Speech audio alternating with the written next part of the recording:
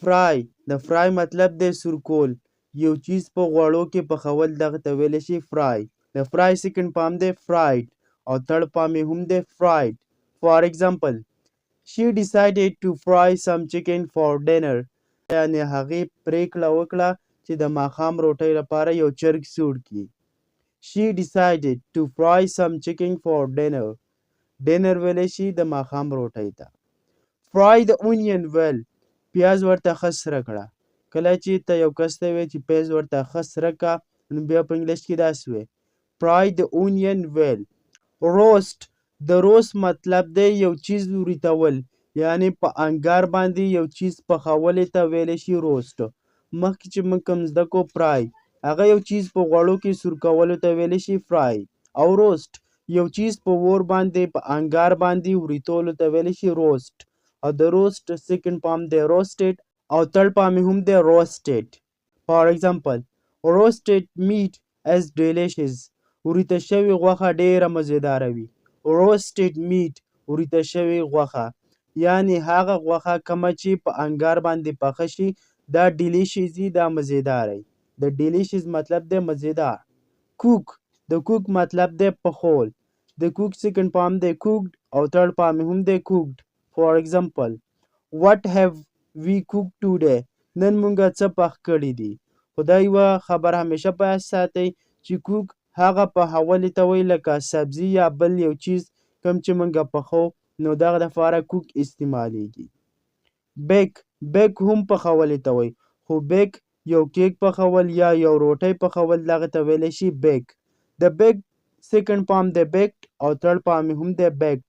فار ایگزامپل the roti is not baked properly. دا روټۍ چې کومه ده دا صحیح نه ده پخ شوې، یعنې اومه ده. نو ته بیا په انګلیش کې داسې وایې the roti is not baked properly. could you bake a cake for my birthday. آیا ته زما د برت ډے دپاره یو کیک پخولی شي.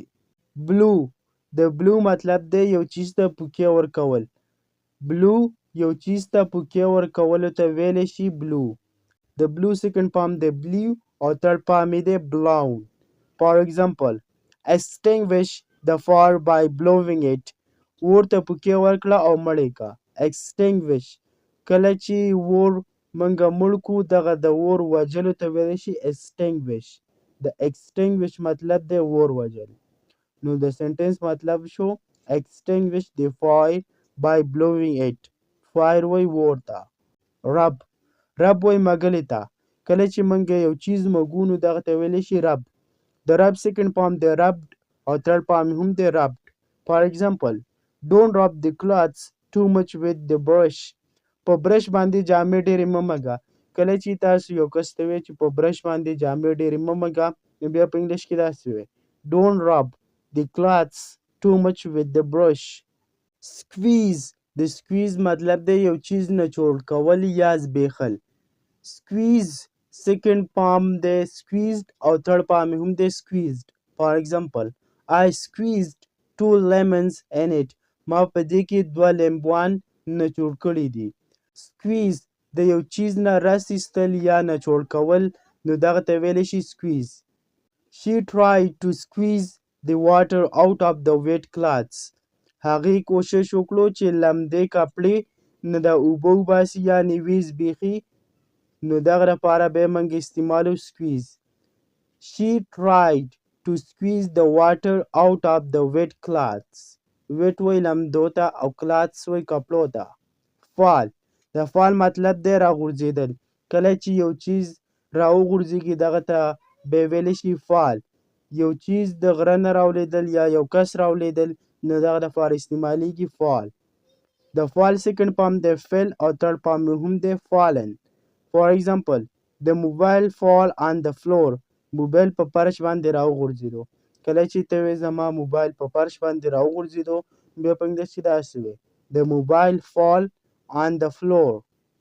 drop د drop هم مطلب دی غورځېدل، خو drop هغه چیز کوم چې زموږ څخه په لاس کې راسوي، زموږ د لاس نه چې یو چیز وغورځېږي نو دغه ته بیا ویلی شي drop. drop سیکنډ فارم دی draft او تھرډ فارم هم دی drop. فار ایگزامپل why did you drop the glass on the floor. تا په فرش باندې دا ګیلاس ولې غورځاو؟ کله چې ته یو کس ته وایې چې تا دا ګیلاس په فرش باندې ولې غورځاو، بیا په انګلیش کې داسې وایې Why did you drop؟ تا ولې وغورځاو؟ The glass on the floor. فلور وایي فرش ته. ډیف د ډیف مطلب دی غوپه ورکول. یو چیز لا په یو څه کې غوپه ورکول دغه ته ویلی شي ډیف.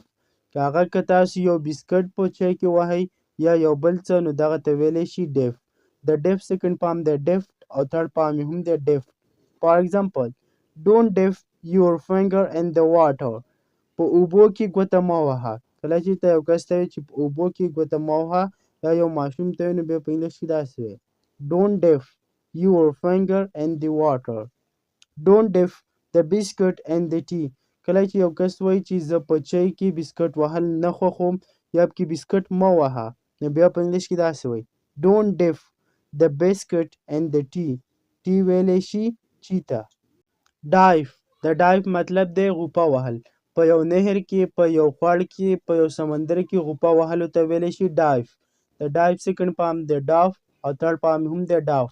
فار ایگزامپل We dive in the canal every day. مونږه په نهر کې هره ورځ غوپه وو. We dive مونږه غوپه وو in the canal. canal ویلی شي نهر ته. every day هره ورځ. drown د drown مطلب دی ډوبېدل. د drown سیکنډ فارم دی drowned او تھرډ فارم هم دی drowned. He drowned in the water. هغه په سیند کې یا په اوبو کې ډوب شو.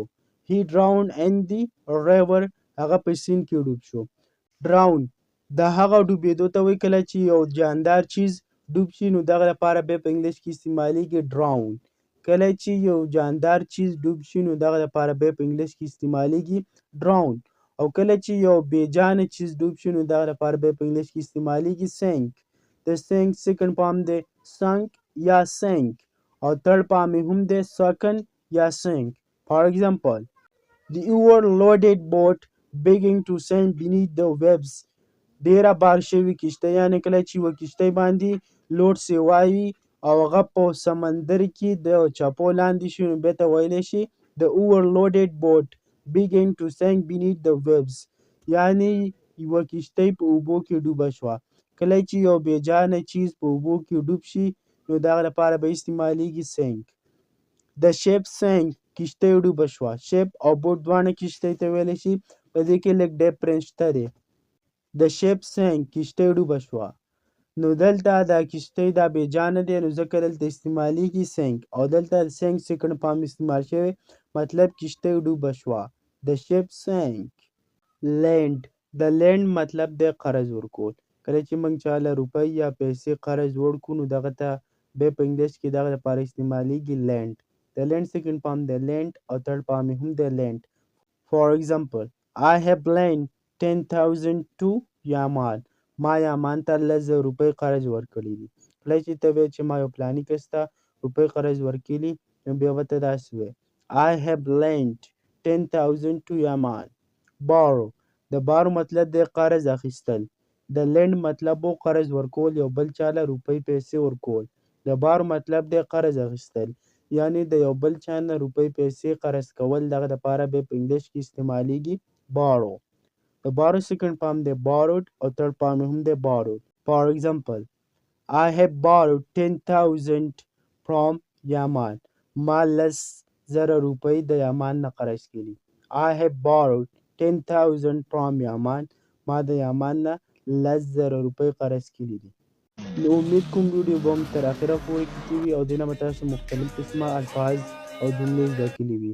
که دې تاسو ته لږه هم پیدا کړې وي نو پلیز مهرباني وکړئ زموږ د یوټیوب چینل سره سبسکرایب کړئ. که تاسو داسې ویډیوګانې کتل غواړئ او تاسو غواړئ چې موږ داسې نورې ویډیوګانې جوړې کړو بیا موږ ته په کمنټ سیکشن کې خپله رای ضرور پرېږدئ.